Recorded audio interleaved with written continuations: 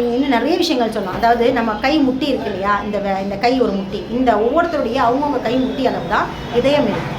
அது சைஸ் தான் நம்ம இதயம். அதே மாதிரி நம்ம கண்கள் இருக்கு இல்லையா, இதுதான் நம்ம லிவருடைய ஷேப். இதை கூட நான் ஏற்கனவே உங்களுக்கு சொல்லியிருக்கேன். இந்த மூக்கு இருக்கு இல்லையா, நம்ம மூக்குடைய அளவு தான் நம்ம லங்ஸுடைய அதே சைஸில் தான் இருக்கும். காது வந்து கிட்னி, எந்த சைஸில் காது இருக்கோ, எப்படியான வடிவமைப்பில் இருக்கோ இதே மாதிரியான ஒரு வடிவமைப்பு தான் நம்ம கிட்னி இருக்கும்.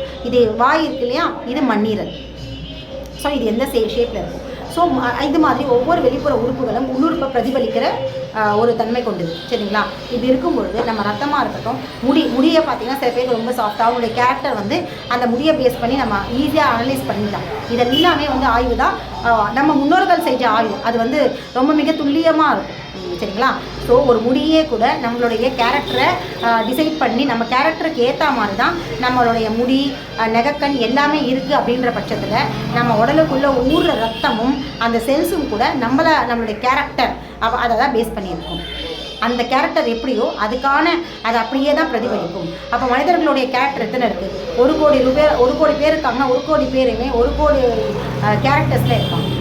ஆமாம் தானே? சிலர் வந்து ரொம்ப ஃபாஸ்ட்டாக, சும்மா உதாரணமாக 2-3 சொல்லலாம், ரொம்ப எல்லாத்துக்குமே ரொம்ப ஃபாஸ்ட்டாக வேலை செய்வாங்க, டக்குன்னு ரியாக்ட் பண்ணுறவங்களா இருப்பாங்க. சில பேர் ரொம்ப ஓரளவுக்கு மீடியமாக யோசித்து சிந்திச்சு செய்வாங்க. சில பேர் ரியாக்டே பண்ணாமல் இருப்பாங்க. எல்லாத்துக்குமே அவங்ககிட்ட இருந்து அவங்கள புரிஞ்சிக்கவே முடியாது. அவங்க சிரிக்கிறாங்களா, இல்லை ஃபீல் பண்ணுறாங்களா, இல்லை உண்மையிலேயே அவங்க என்ன தான் பண்ணுறாங்கன்றத கூட புரிஞ்சிக்க முடியாது.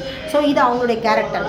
இதை பேஸ் பண்ணி தான் அந்த பிளட் செல்ஸும் இருக்கும். எல்லா செல்ஸுமே இருக்கும். இப்போ நம்ம பிளட்டை பற்றி பேசுகிறதுனால பிளட் செல்ஸ் அப்படி தான் இருக்கும். ஸோ சில சோம்பேறிங்க, சில லேட் ரியாக்டர்ஸ் இவங்கெல்லாம் இருக்கிறாங்க.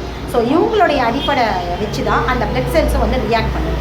சப்போஸ் அந்த 2 பிளட்டை வந்து நம்ம இணைக்கும்போது சேரும்போது லேட் ரியாக்டரோட பிளட்டாக இருந்தால் அந்த பேஷண்ட்டோ இல்லை டோனர் 2 பேர் அது யாரோ ஒருத்தர் ரொம்ப லேட்டாக ரியாக்ட் பண்ணுறவங்க எல்லாத்துக்குமே வந்து டக்குன்னு அவங்களுக்கு புரியாது. சில பேருக்கு ஒரு தடவை சொல்லிக் கொடுக்கும் போதே புரிஞ்சிடும் இல்லையா?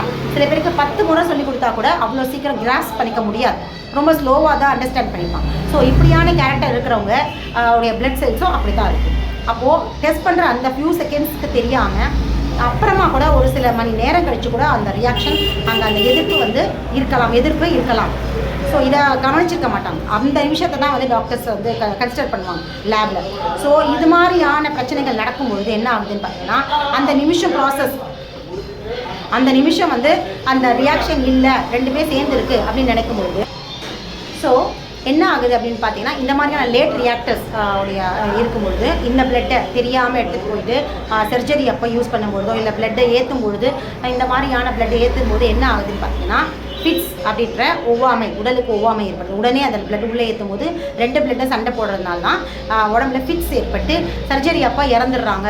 இல்லை அந்த ஃபிட்ஸை கண்ட்ரோல் பண்ணுறதுக்கு வேறு மருந்து கொடுத்து உடனே அந்த ஃபிட்ஸை இமீடியட்டாக வந்து கண்ட்ரோல் பண்ணுறதுக்கு மெடிசன் இன்ஜெக்ஷன் போடுறதும், அதனால் என்ன ஆகுதுன்னா சர்ஜரி முடிஞ்ச உடனே சில மணி நேரங்களில் இறந்து போகிறது, அப்புறம் ரத்தம் ஏற்றிக்கிட்டே இருக்கும்பொழுது ஃபிட்ஸ் வர்றதும், மாரடைப்பு ஏற்படுறது, இந்த மாதிரியான ரியாக்ஷன் இது எல்லாத்துக்கும் காரணம் என்ன அப்படின்னு பார்த்தீங்கன்னா இந்த பிளட் சேராமல் இருக்கிறது தான்.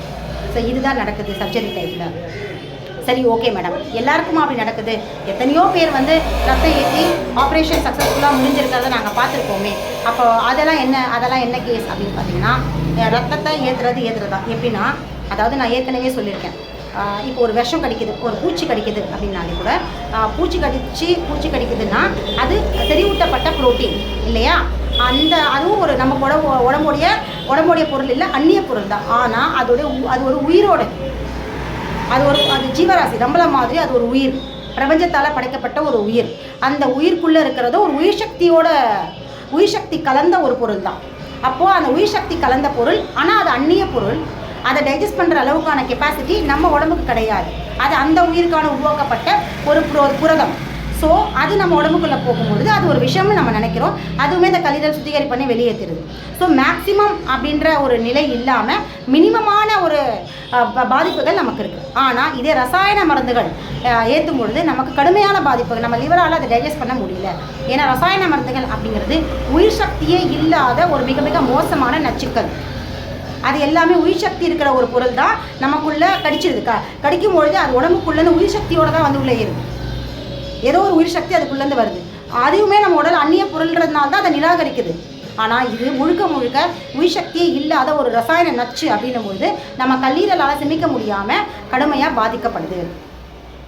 ஸோ இதுதான் வந்து இது வந்து சாதாரணமாக ஒரு ரசாயன இந்த விஷயத்துக்கே நடக்கும் பொழுது அந்த ரத்தம் ஏற்றுறது அப்படிங்கிறது எதை வச்சு கம்பேர் பண்ணலான்னா இந்த குளுக்கோஸில் ஏறிட்டு இருக்க அந்த பாய்சன், அதாவது ரசாயன மருந்துகள், அதை கம்பேர் பண்ணும் பொழுது இந்த பிளட் அப்படிங்கிறது உயிர் சக்தி, ஒரு உயிரோட தான்.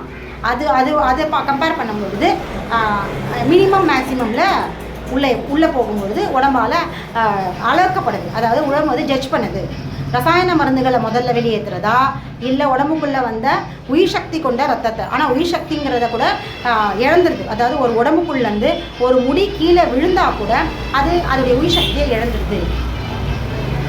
ஒரு நகம் நம்ம உடம்புக்குள்ளே ஒட்டி இருக்க வரைக்கும் தான் அது உயிர் சக்தியோடு இருக்கும். நம்ம உடம்பை விட்டு அதை பிரிஞ்சு கீழே போச்சு அப்படின்னா அது உயிர் சக்தி இழந்து போன ஒரு சவம், பிணம். அப்போது அந்த எப்படி நம்ம பிணத்துக்கு என்ன நல்லா பாருங்களேன், இப்போ முடி இருக்குது, நம்ம முடி தலையில் இருக்கும் பொழுது நம்ம எந்த அளவுக்கு அதை பராமரிக்கிறோம்.